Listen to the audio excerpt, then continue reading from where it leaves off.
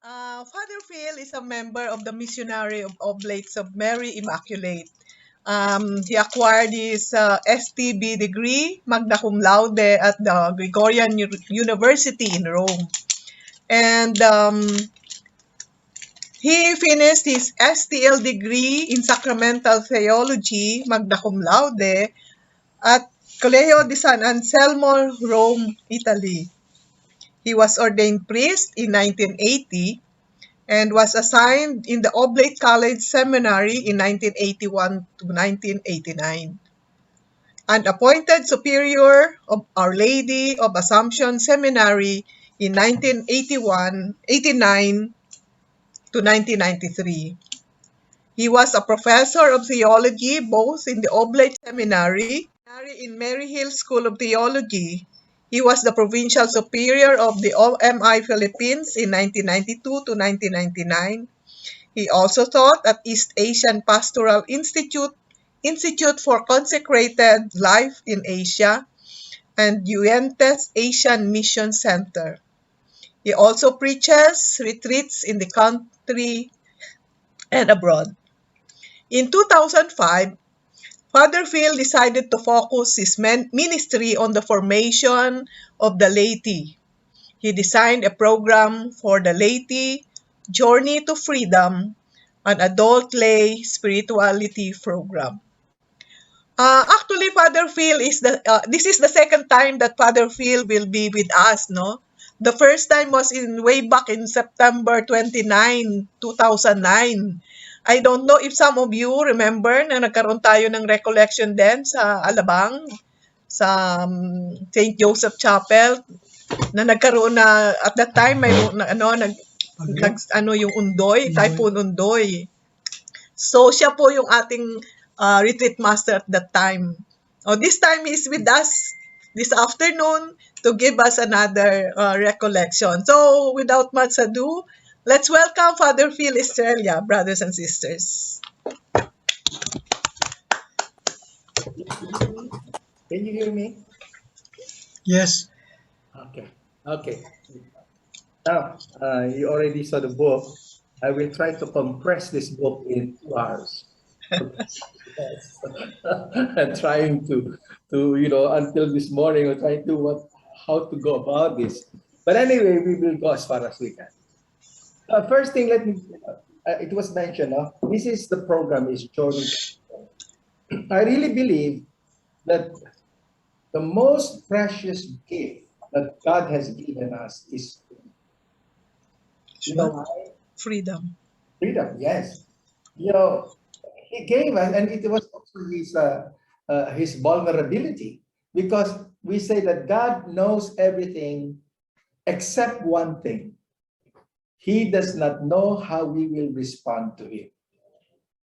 He gave up that knowledge. In other words, we can say yes to Him, and we can say no to Him. Right? And that's why we sin, we fall, but forgiveness is always factored, woven into the very fabric of creation, because He knows that we will make mistakes, because we are not finished products. We are in the process. We are all human beings, but our personhood, I prefer to use the word in Tagalog, pagkatao. Ang ating pagka, is a movement, no? Ang ating pagkatao is moving, It's a project. It's a project, God's project. And hopefully, at the end of our life, our pagkatao will be complete. But I doubt whether that will happen. Because I think that's the reason why there is purgatory. Whatever is not accomplished in this world will have to be fulfilled when we die. And we call that purgatory, the fulfillment of God's image in us. So that is how I want to see the program, is how to look at this freedom. But there are a lot of obstacles to freedom. That's why Thomas Merton, Thomas Merton, I don't know if you're familiar with him. He said, the most important question in spiritual life is not Are you happy? That is not the most important question. The most important question in spiritual life is, are you free? Are you free? Spiritual freedom is a true gauge of mature spirituality. How free you are will tell you how mature you are. So Thomas Merton says, we do not live more fully by merely doing more, seeing more, tasting more, experiencing more. A lot of people want that, nah? To experience more, to see more, to taste more, and they think that that will fulfill them. Thomas Merton says that's not true. What some of us need to realize is that we will not begin to live more fully until we have the courage to do and see and taste and experience much less. The opposite, much less. To have a full life, we must have the courage to do less, see less, taste less, and experience less. Now let's look at this freedom. I think the best way to understand freedom is to look at its opposite.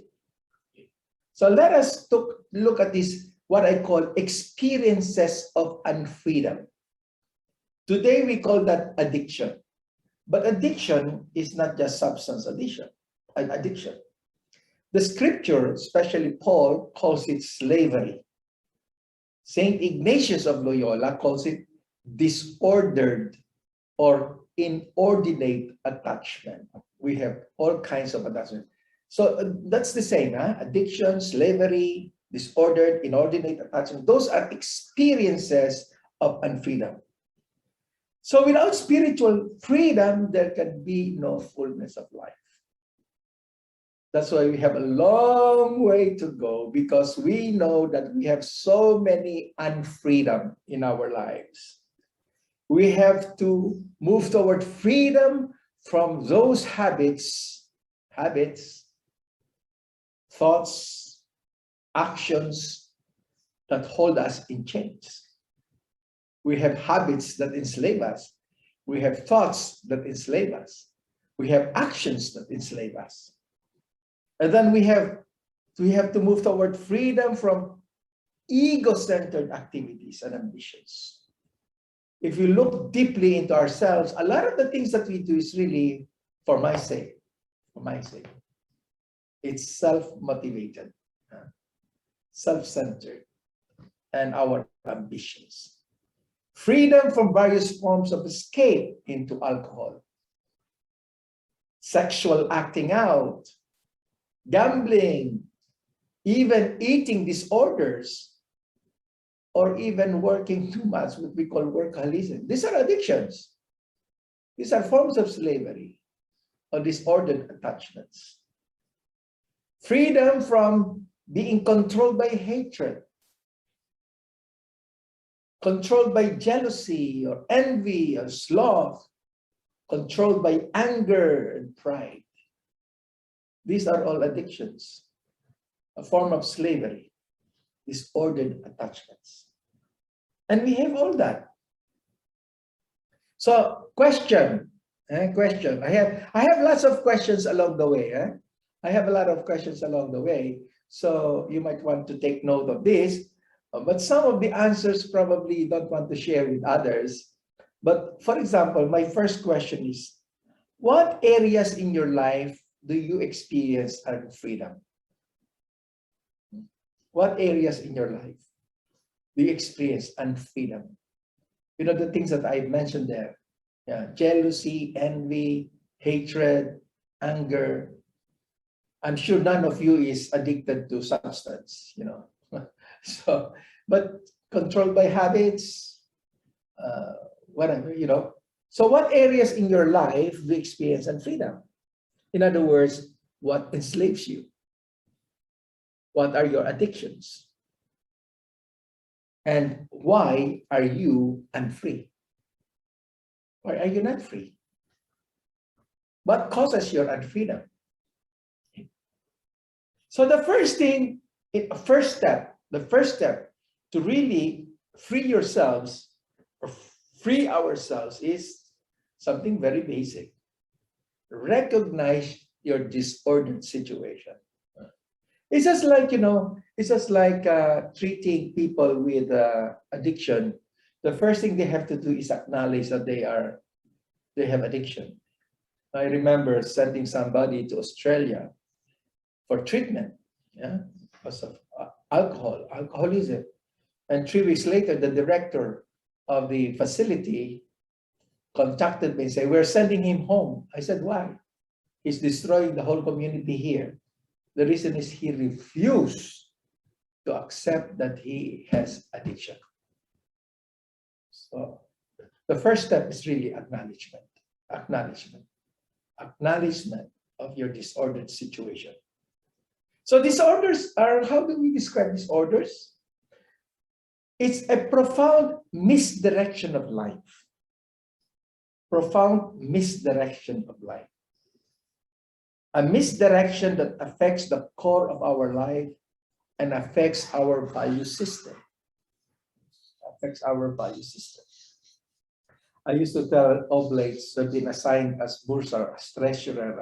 I usually tell them, don't allow yourselves to be assigned there for too long, because as a treasurer of the province, you're always thinking about budget and money, and then you acquire that habit. So your whole mind is filled up with money, how to make more money, how to make budget. So it's not good. Then you cannot do anything else. So we have to be moved. We ourselves have to be moved around and not to stick, because it can cause disordered or misdirection in life that affects your life and affects your value system. Okay. And because of that, we drift toward a life dominated by self-satisfaction. We are now unwilling to make sacrifices. So St. John of the Cross says, if you find yourself in this situation, his solution is purification of the night. He calls this night, purification of the night. If you read Psalm 16, verse 7, but this is a particular translation of a Bible. Not all the Bibles have this kind of translation. I found this translation in that Bible that is usually placed in the hotel. What do you call that Bible in the hotel? They leave it in the hotel, I forgot the version of the Bible. But anyway, it has a very interesting translation of Psalm 16, verse 7. Other Bibles do not translate it this way. But the reason why I found this translation very interesting is this. In verse 7, Psalm 16, I will thank the Lord who counsels me. Even at night, he instructs my heart. Isn't that fascinating? That the Lord instructs our heart at night. At night. So when I first encountered this translation, I was thinking, what does it mean? Being instructed by God at night. Then later, I realized that when you talk about instruction or education, the real meaning of education is making crooked straight. That's the meaning of education, The character is crooked, you educate it, make it straight. That's why it is painful. So God educates us at night. So as I've said, it's making straight. And the process of making straight entails suffering. And so the outward rod, ngayon, hindi na pwedeng magpalo ang teacher Hindi na pwede. But before, during our time, pinapalo tayo ng teacher, di ba? Merong rod. The outward rod of the disciplinary is replaced here by suffering of life. So suffering is like a rod, so that you will be made straight. So anyway, education at night means learning the usefulness of one's affliction. learning the usefulness of one's affliction. So if you're going through some affliction, education or being made straight is learning the reason for that. That our suffering is useful. It is not useless, but useful. There is a purpose and there is a reason. One of which is already to make us straight, because there are some crooked aspects in our personality, in our character. And, that's what John of the Cross calls the night of the purgation. Purgation, the night. One cannot move spiritually unless one goes through a night of purification, a night of purgation. That is one of the greatest contribution of St. John of the Cross, that in his study of the development of one's spirit, he says you cannot really move on until you go through some form of suffering to make you straight. And he calls that night of the senses. Very interesting. So the journey of purification will develop the good in us. That's the purpose of this night of purification. Is it will develop whatever is good in us. So spiritual freedom and fullness of life is found by removing the incrustation of false attachments. Kasi as we go through life, padami ng padami ang ating mga attachments at padami ng padami ang ating mga addictions, padami ng patong-patong na. So you have to get rid of those. Scraping mo, scrape. Yung mga attachments na yon. Scraping away the accumulation of absolutized possessions. That's why I tell people, we are about the same age, no? We are in our 70s. So I can say that as we grow older, we should really start stripping ourselves of a lot of these absolutized possessions, things that we really don't need. When my mother got sick, she died at age 97. In fact, on Thursday will be her death anniversary.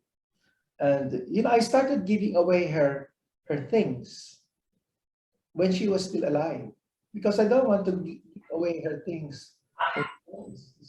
People can still use them. So give them away.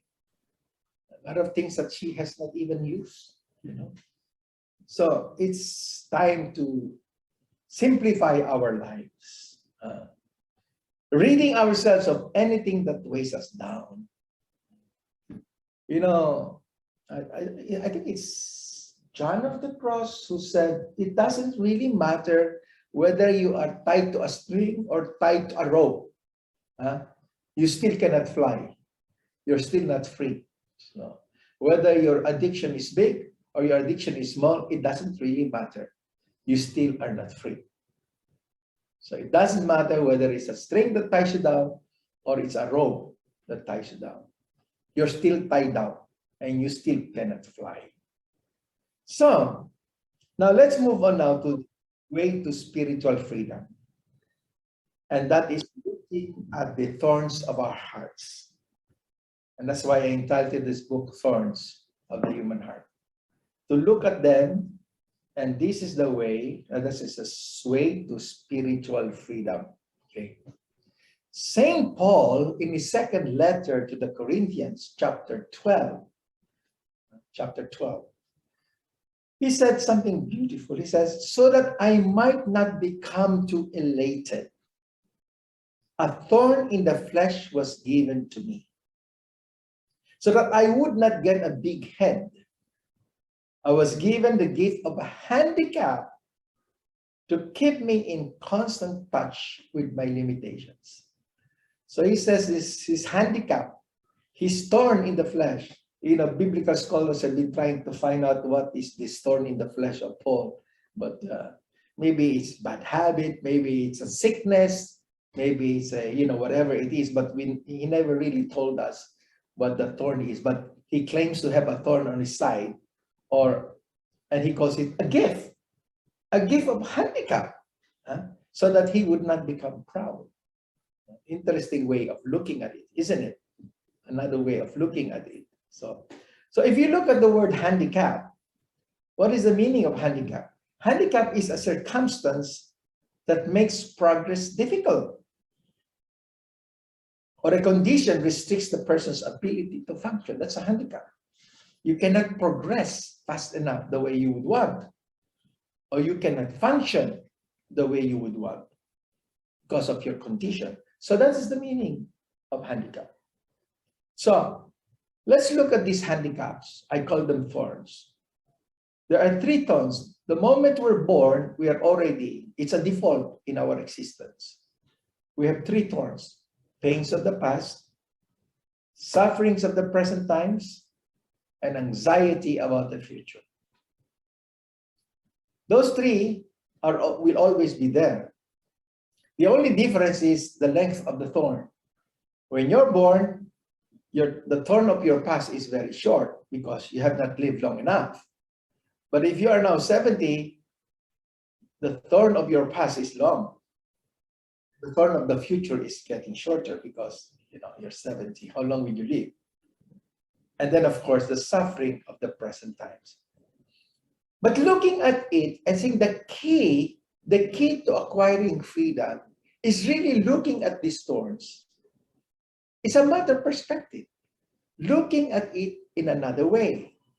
In the way that St. Paul says, he calls his thorn a gift. He calls his handicap a gift. That's a weird way of looking at it, but it makes sense to look at our past, our thorns, in a new way. Because it's a matter of perspective. We cannot get rid of that. There's no way we can get rid of these 3 thorns. They are part and parcel of our existence. But do you have a way of looking at it differently? Do you have a way of looking at it? So it's a matter of learning how to see rightly, how to see fully, and therefore how to see truthfully. How to see truthfully. It's a matter of perspective. And the best example of this is the story of Joseph in the Old Testament. I already gave you Paul's perspective, looking at his handicap, looking at his thorn as gift. But Joseph, you remember the story of Joseph? He was sold by his brothers. And then he ended up in Egypt and was put in jail. But somehow he progressed. There was a famine in Judah, and his brothers had to go to Egypt because they were hungry to get, wheat. And of course, they did not recognize Joseph, but Joseph recognized them. Now, if you look at this story, and I advise you to read that story, you will be drawn to the struggle of Joseph, the struggle between revenge and forgiveness. He was really struggling with that. Should I take revenge over my brothers, what they have done to me, or should I forgive them? And in the beginning of the story, it seems that revenge was really becoming more prominent because he tested his brothers. He made all kinds of conditions. He asked one of them to stay behind. And then finally, his last condition was to bring Benjamin, the youngest. And, by the way, Joseph and Benjamin had the same mother. All the other brothers do not have the same mother. So Joseph is attached to Benjamin because he knows this is his real brother, coming from the same mother. But Benjamin, of course, did not know that. And remember when they left, he asked the servant, Joseph asked the servant, to put his golden cup inside the sack of Benjamin. And then the soldiers ran after them and inspected the sacks and found it in Benjamin's sack. My God, can you imagine? So you can just imagine Joseph struggling. I will get back at these people. They made my life miserable. But somehow, eventually, the grace of God prevailed. And then when he finally decided to let forgiveness prevail. This is what happened. I will read it to you. Then Joseph said to his brothers, "Come close to me." They still have not recognized him. When they had done so, he said, "I am your brother Joseph, the one you sold into Egypt."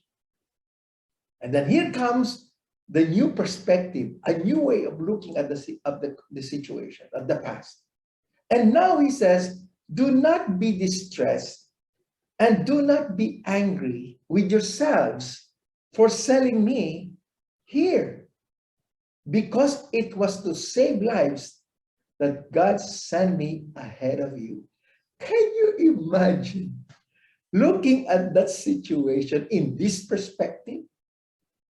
Telling his brothers, don't worry. It's not really you. It's God who planned that I will be here so that I can save you. What a way. This is amazing. How many of us can do it? It's almost impossible, especially if you have gone through the same condition as Joseph. Imagine, as a young boy, he was sold, put in prison, and then, what he went through in life. And then telling his brothers not to worry, it's God's plan so that he can save them. In other words, Joseph says, God was behind it. God was behind it. It wasn't you who sent me here. It was God who sent me here. He saw the whole past in a completely different way. And that's why I said the key to handling the pains of the past is the way we look at it. Because we cannot change the past. The past already happened. But the way we look at it, we can change. It's a matter of perspective. It is God who sent me here. God was behind it. Now, as we get older, our past gets longer and our future gets shorter. So the first thorn grows and gets deeper into our hearts as we age. Goes deeper and gets more painful. And that's why we have to deal with it. Because the tragic thing that can happen to all of us, especially at our age, is that we get at this stage in our life with a lot of unforgiveness and a lot of bitterness. The consequence of that is yung mag-iimbalsa mo sa atin, mahihirapang pangitiin tayo. So, matigas na yung ating, of course, ngayon cremation But can you imagine dying with so much bitterness and anger in your heart? That's a real tragedy. So even now, we have to look at our lives, look at the past things that happened, hurtful things that happened, and we have to really pray that we may overcome them. And again, the key is, can you look at the past differently? Can you look at it in a new perspective, with a new perspective? Okay. So what in your past weighs heavily on you? So this is the other question I'd like you to answer. Again, you may not want to share this during your, what you call that, when you start sharing. It might sound too personal, but it's something that, we have to confront. What is it that weighs heavily on you?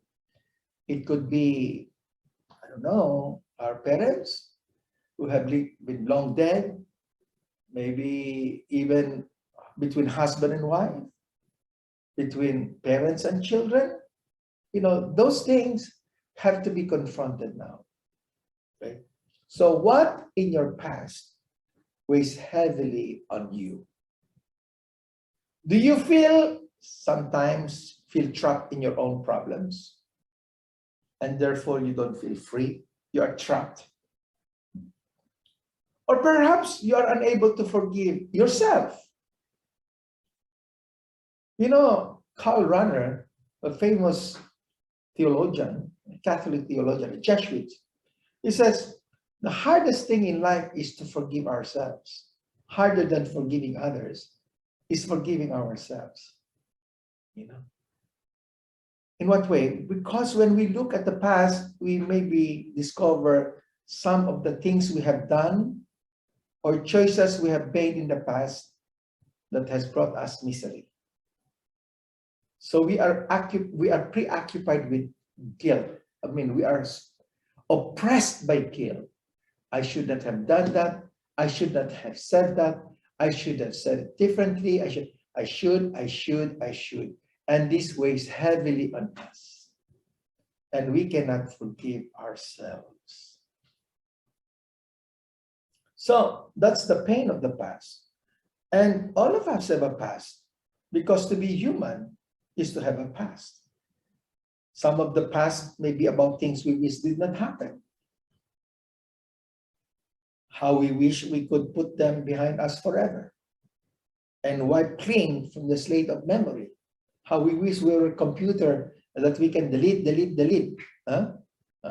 trash it and then empty the trash. Or how we wish we're a blackboard, we can erase. But that's not the case. No? We are not computers, we are not blackboards. We have a memory. So the best thing to do, one of the things, again, I'm advising you to do is, a lot of the things that we regret in the past is a very small percentage of our life. If you look at your past, probably the one thing that oppresses you is 0.001% of your life, probably even smaller. The greater part of your life, the bigger percentage, are good things. You have brought up your children. Of course, they cause troubles to you as you cause troubles to them, but that is part of being human. So you look at the good things that happen in your life, and they are already there. They are internalized. They are firmly lodged in our hearts. It is ours, it is part of us, it travels with us, and it can never be lost. It is part of our life. We cannot erase that. It has formed us, shaped us. So this realization, the reason why I'm emphasizing on that is this realization that the bigger percentage of our life are good things. When we look at the bad things in our life, we can always say, but that's not me. That's not only me, that's only part of me. The greater part of me is good. Yes, something bad happened. I said something bad, I hurt some people, but that's only part. That's not the complete of me. It's not the whole of me. The greater part of me is good. And that's why I want you to look at the good part of your past. Good, and that's, good memories sustain us in our struggling moments and nourish us in times of weakness. That's why we should never lose sight of those good things in our life. They will sustain us in times of weakness and struggling moments and nourish us. For example, that's the reason when couples come to me for counseling, I always try to say, what are the good memories you have, especially in your first years of marriage? And the reason is, good memories are powerful energy that can cause renewal. Good memories. Because, you know very well, you've been married for years, and you get used to each other, get accustomed to the rhythm and the routine of marriage. And, then you started talking, saying words that are hurting to each other. That's part of any relationship, not only between husband and wife. But so it comes a point when you begin to, St. John of the Cross calls this the waning period in marriage. But to renew your marriage, you have to constantly go back to the good memories that you have. Good memories have emotions. Computers have memories, but they don't have emotion. Human beings have memories and emotion. When you have a good memory, it's coupled with emotion that can energize, can be an instrument of the renewal. Bad memories also is coupled with emotion. And some people, when they remember bad things and they become emotional, then they do bad things. So that's very important. So the not so good in the past, the small percentage in our life, the not so good, we have to let go of them. We have to let go of what is not important, what does not really matter. You know, the body, our human body, is a good teacher. You know what? If you watch your body, it's teaching us, constantly teaching us. You know, the reason why we are dizzy, we fall, is because so that the blood will rush to the brain. You know? When we eat something bad and we throw up, the body, that shows the body is strong because it's trying to fight. So it tries to throw up everything that's not good.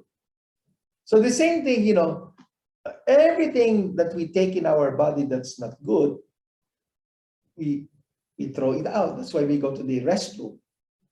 Whatever is good is maintained by the body. Okay.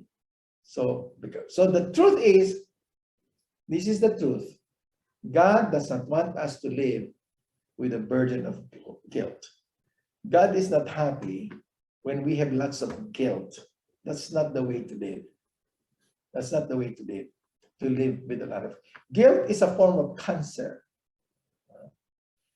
There's some good thing about guilt. It makes you realize, it makes you think.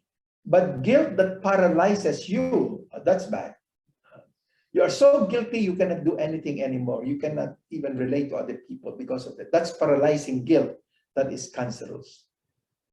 So this is a good phrase to keep in mind. Leave the past in the past.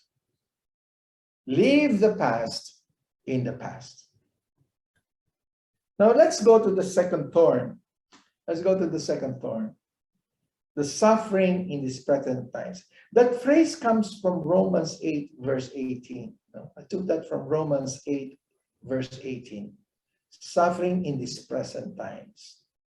So the questions we asked when we were dealing with the past, I asked the same thing here. What in your present weighs heavily on you? What weighs heavily on you these days, this week? Is it family problem? Is it relationship? Is it whatever? I don't know. But you have to identify. You know, when I was still teaching, I always ask my students, articulate what's in your mind. Because I usually ask questions during exam. Because I always do oral exam, not written exam. And when I ask a question, my student will say, Father, give me a minute. Give me a minute. I know the answer to that. Okay. So I wait for 1 minute. After 1 minute and there's still no answer, I say, if you cannot say it, you don't know it. Until you can say it, put words into what's in your head, then you cannot claim that you know it, that you have knowledge.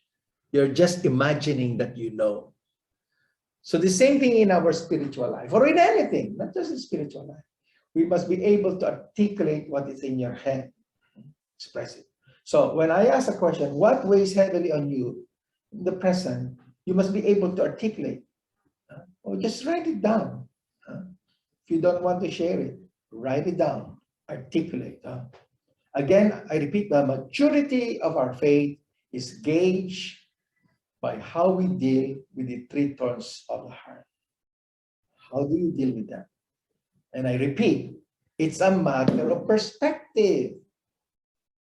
Is there another way of looking at the present? Can we live the present differently? So in the past, we asked the same question. It's a matter of perspective. Is there another way of looking at the present? And the past. And I gave you the example of Paul, who looks at this handicap, his thorn as gift. or the way Joseph looked at what his brothers did to him, saying that it is God who was behind it, not you. So can we live the present differently? You know, in that movie, what is that movie I saw? Panda, Kung Fu Panda, Kung Fu Panda. There's a quotation there. Yesterday is history. Tomorrow is a mystery. Today is a gift. That's why it's called present. Isn't that fun? You know, the origin of this Alice Morse Earl. She originated that phrase. Yesterday is history. Tomorrow is a mystery. Today is a gift. That's why it's called present. Because present is a gift. Isn't that fascinating? To look at the present as a gift. That's why it's called present. But how many people live the present? You know, a writer said, what is his name now? Skip my mind. He says 98% of what's in our head are really useless. We are either constantly reprocessing the past or anxious about the future. Reprocessing the past. Sana hindi ko ginawa yon. Sana hindi ko sinabi yon. Sana hindi ganun ang aking decision. Sana ganito, ganun. You are constantly reprocessing the past. Or worrying about the future. Ano kaya mangyari? Ano kaya ganito? Ano kaya mangyari? But how many people live the present or in the present? So, today is a gift. That's why it's called present. Now we notice that as we live the present, we notice that there are life givens. Life givens. This is important. What is the first life given? Default in life. First, happiness does not last. And of course, you will hear this sa mga lovers, mga newlywed, they have finally found happiness and it will be forever. Of course, that's not true. That's not true. Happiness does not last. In fact, nothing lasts. When I go on a pilgrimage, we go to Greece, we go to Turkey, we go to Israel, you see those ruins.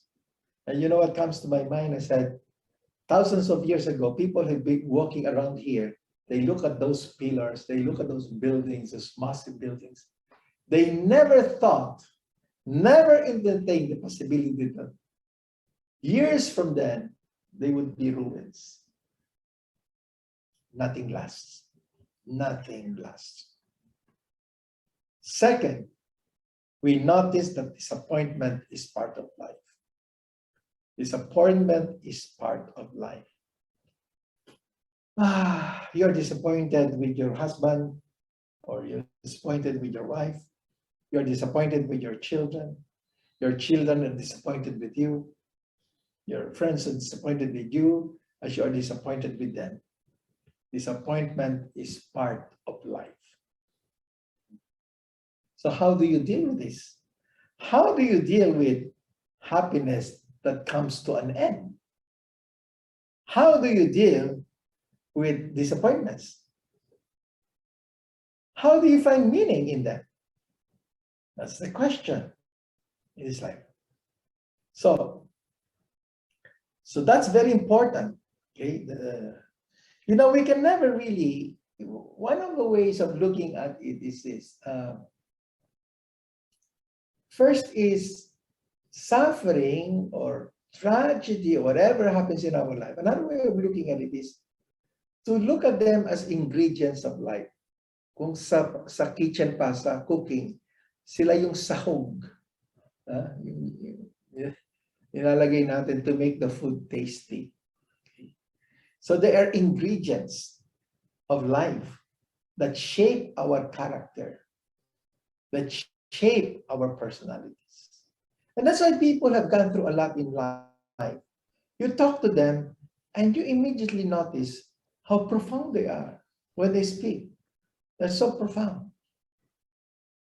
It shaped their character.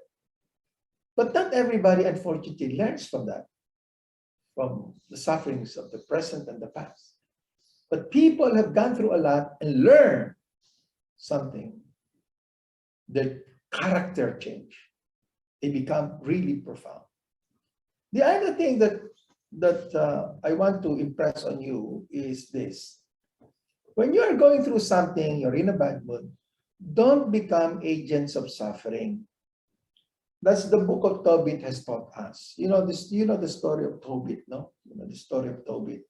He was a very, very good man. He was if he were a Catholic, he would be an ideal Catholic, giving alms to the poor, attending all the feasts, fasting, helping the poor, orphans and widows, and then something tragic happened to him.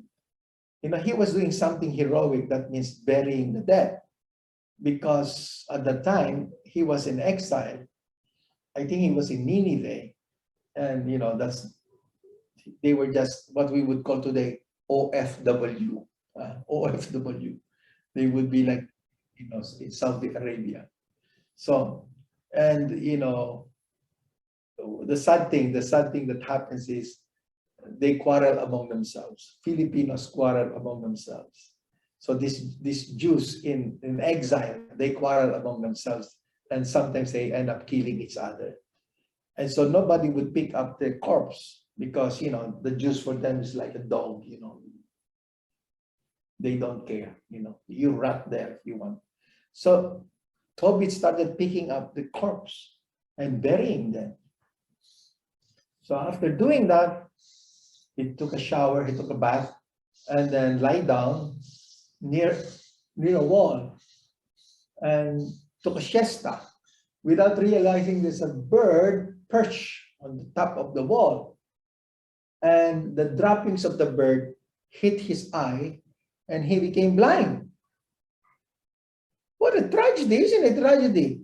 If it were better if he was killed by a foreigner or whatever, but becoming blind because of the droppings of the bird, and he was a good man, he was an ideal Catholic, and then went through the thing, you know, so he became bitter in life. He became very, very bitter. And then his anger, he started focusing his anger on his wife, Anna. Suddenly he loses his patience with Anna, he accusing Anna of stealing, you know, because he could not handle his own suffering. He throws it to his wife. And sometimes that usually happens when we cannot handle our own problems, we cannot handle our own struggle. When we find victims, and the victims we find are people who have nothing to do with our problem, and usually our loved ones, because we know that they will not abandon us. And that's what happened to Tom. Okay. So it's a beautiful story.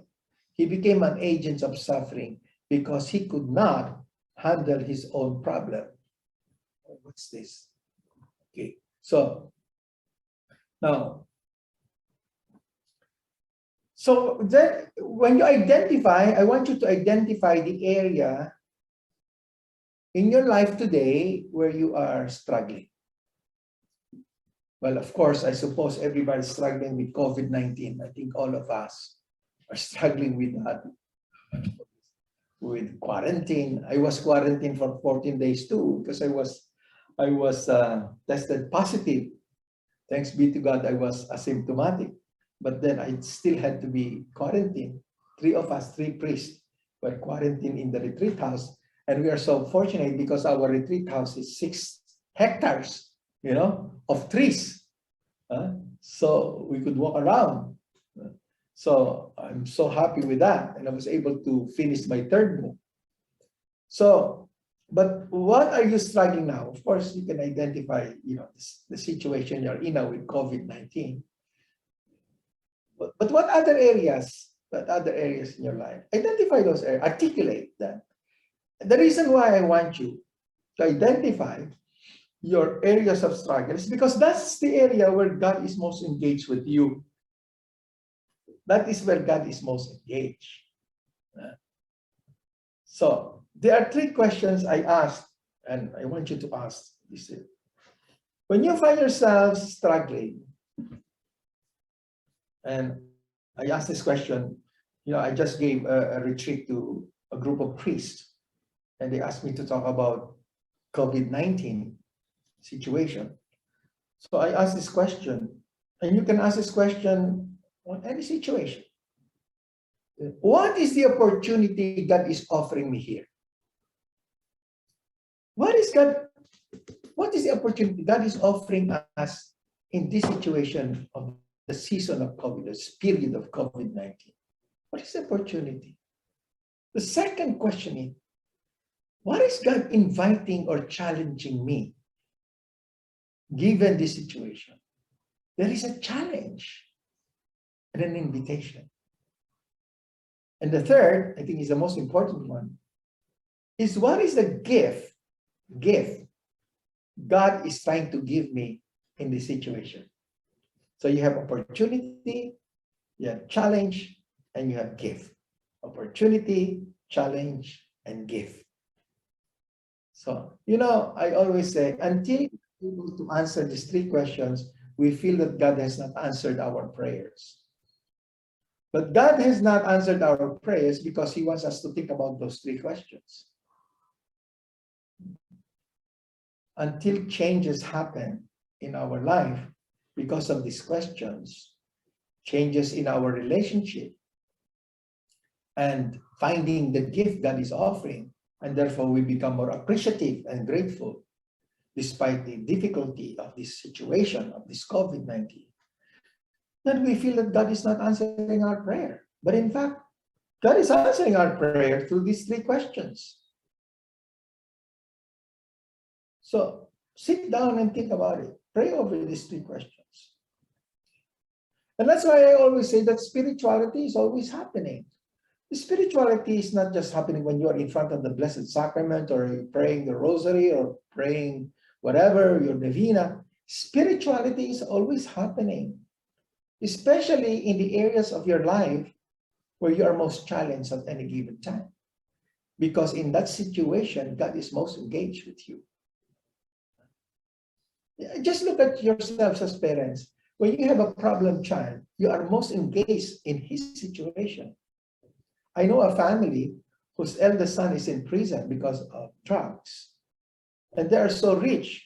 And the mother cannot sleep anymore and cannot eat. That's what the husband told me, because every night she imagines how her son, who has a beautiful bedroom in their house, is now in a prison cell with I don't know how many other prisoners there.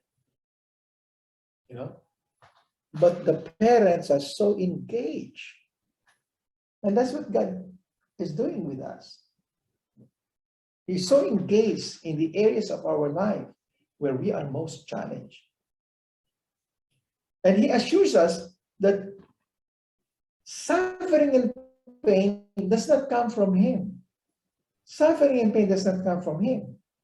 But He assures us that He will do everything to work within us through this situation for something good to happen. For something good to happen. So, let's look at the third thorn. Anxiety about the future. Anxiety about the future. Well, the future, of course, if there is a word that can describe the future, is scary. Why? Because we don't know what will happen tomorrow. We cannot control the future. We cannot even describe the future. You can speculate. You can imagine. It's full of mystery and sometimes confusion. So how then do you deal with the future? But the common thing that people do in dealing with the anxiety and the mystery of the future, the uncontrollable future, is, what do you think is the most common thing? How people deal with the future? Buy insurance policies. Di ba? That's the reason why insurance policies are very popular. You have insurance for this, insurance for that, insurance for all kinds of things. So that's common. The other way is, of course, to go to a, what you call this, somebody who can read your palm. So who will describe to you what's going to happen in your future. So we build ourselves many protection against unpredictable future. We build ourselves. And do you know that religion and spirituality is very much shaped by our anxiety about the future? And that's why a lot of our way of dealing with God is what I call barter spirituality. That's how we deal with God. You know, Lord, I'm going to offer 10 masses, but you get my son past the board exam. Okay, so it's always an exchange of something. We call that barter. Unconsciously, we are doing that. We are in the level of barter spirituality.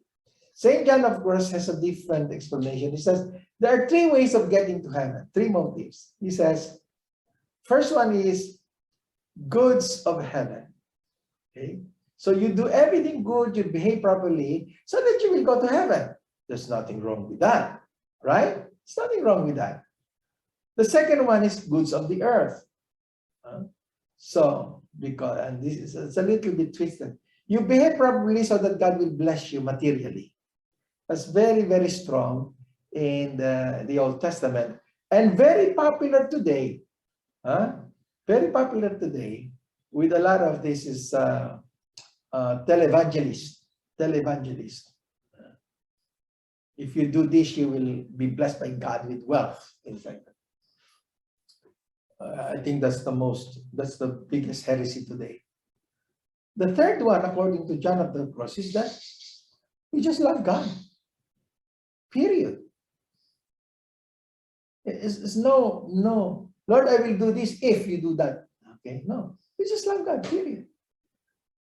And in many ways, the same thing in our family, di ba? Sometimes may mga distorted ways tayo sa ating mga anak. If you become first honor, I will buy you a bike. Or if you pass the exam, you know, it's not really good. And they acquire that mentality that there will always be a reward. And then we transfer that to the way we deal with God. Okay? Isn't it nice when our children mature, when they are now at the level of maturity, that they love you, period. They're not expecting any, oh, I will get a lot of inheritance from my parents if I visit them every Sunday. That's not a good thing. You can sense if your children love you, period. There are no ulterior motives. And it's a wonderful feeling on the part of the parents to experience that my children love me, period. And I love them, period.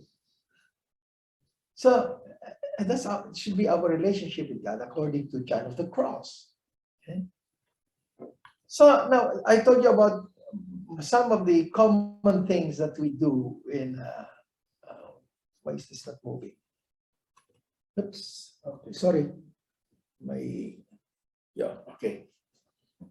Some people deal with the future, mostly the fundamentalists, and they will say, the Bible says the end of the world will be on this date. And then people started believing because the Bible says. But that's not the way to use the Bible. The Bible is the question and answer book. It's meant to simply inspire us to energize us so that we can deal with our present situation. So then there is people who just live their lives in entertainment so that they will not think of the present or the future. So they spend time drinking, entertainment, all kinds of earning more money, working double time, so that they will have no time to think about the future. Just to keep themselves busy. In the scripture, in the gospel, Jesus talks about the parable of the guy who built a bigger barns, so that it will contain all the harvest. And God said, "You fool, tonight you will die. What will you do with those things that you have?" And then there are people who, what they call mishmash spirituality. They get it from different religion. This week they are Catholics, next week they become Protestant, then they become Muslim, then they become Buddhist, they become, okay. I really call them searchers. They're searchers. And I am always praying, hoping that eventually they will find a good guide in whatever religion. Whatever religion. So Jesus frequently cautions us against giving in to fear and anxiety. You remember that story? Do you remember that story when they crossed the Lake Galilee and there was a storm and Jesus was asleep?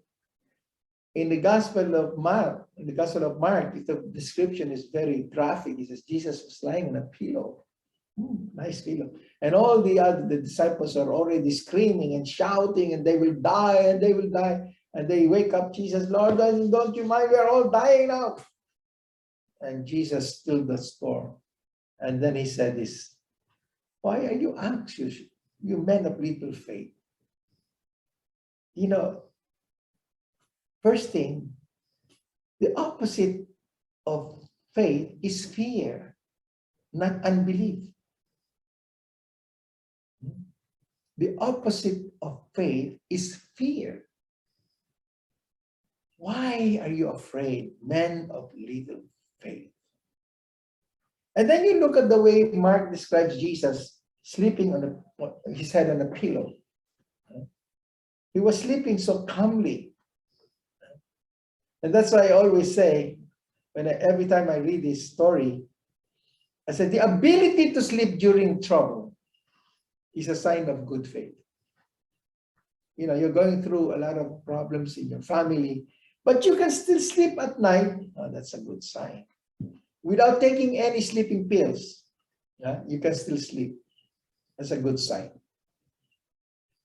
So, anxiety, a certain fear, a certain insecurity, that is the opposite of faith. We are too anxious, Jesus tells us, about our physical needs, about food and drink, clothing and shelter. You know, I have a beautiful translation of Matthew chapter 6, 25 to 34. It's from a Bible. It's not a critical Bible. When I say critical Bible, those are the Bibles used for study. But there are certain Bibles that are good for just reading. One of them is called The Message. And look at the way the author translated Matthew chapter 6, verses 25 to 34. You're familiar with this text. It says, if you decide for God, living a life of God worship, it follows that you don't fuss about clothes in your closet are in fashion. There is far more to your life than food that you put in your stomach. More to your outer appearance than the clothes that hang on your body.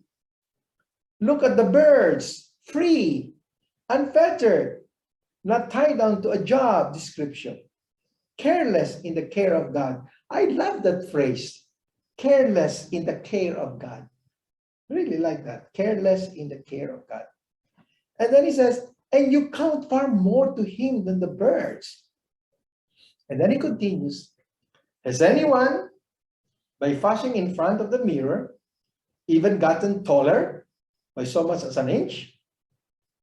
All this time and money wasted on fashion, do you think it makes that much difference? Instead of looking at the fashions, walk out into the fields and look at the wildflowers. They never print, they never shop. But have you ever seen color and design quite like it? The 10 best dressed men and women in the world look shabby alongside these flowers. If God gives us attention to the appearance of wildflowers, most of which are never even seen, don't you think he'll attend to you, take pride in you, do his best for you? What I'm trying to do here is to get you to relax, to not be so preoccupied with getting, so you can respond to God's giving. People who don't know God and the way He works pass over these things. But you know both God and how He works. Steep your life in God reality, God initiative, God provisions. Don't worry about missing out. You'll find all your everyday human concerns will be met. Give your entire attention to what God is doing right now. And don't get worked up about what may or may not happen tomorrow. God will help you deal with whatever hard things come up when the time comes. Beautiful, no? It's a fantastic version of the text. So much of what motivates and drives us is an unconscious attempt to free ourselves from mind. We don't want to be anxious. We try our best not to be anxious. But in trying not to be anxious, we become more anxious. That's the paradox. We're trying to get rid of anxiety, and the more we try to get rid of anxiety, the more we become anxious. We are forever musing the hope that we can free ourselves from anxiety. So by achieving, by success, financial security, fame, leaving a mark, through power, through money, riches, we think that they will free us from anxiety.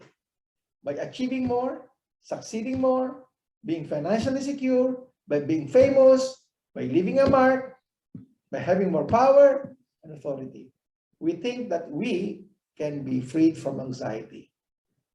But they only make us more anxious. As soon as you have financial security, you become anxious about protecting it. As soon as you have power, you are constantly looking over your shoulder in fear about losing it. And that's what's happening to our politicians now, getting close to election. What to do if they lose power. So they're now looking over their shoulder. Sino bang lalaban sa akin? Sino bang mag-o-oppose sa akin? Sino bang makakalabang kong kandidato? And in the local government, that's why there's a lot of killing and murder before election. Exactly this. We are habitually anxious and forever trying in some way to earn love through some kind of measuring up or standing out. When I was a student in college seminary and we were doing scripture study, I came across a text in the letter of John. It says, love casts out fear. I was a college student, but never understood that. Maybe because of lack of experience, you know. How can love cast out fear? Would you believe I got an insight into that text when I was already a priest and I was ministering already? There was this doctor, a professor and a doctor in a very prestigious school here in Manila. She was one of our sponsors in the fundraising. And so I used to visit her in her house, and every time I go and visit her in her house, she would always say, and she's not married, but she's not alone. She lives with her nephew and niece, I think. And she would always whisper to me, oh, they're just after my money. She would always say that to me. They're just after my money. And then one time, maybe she likes me. She called me up. She says, Father, what do you want?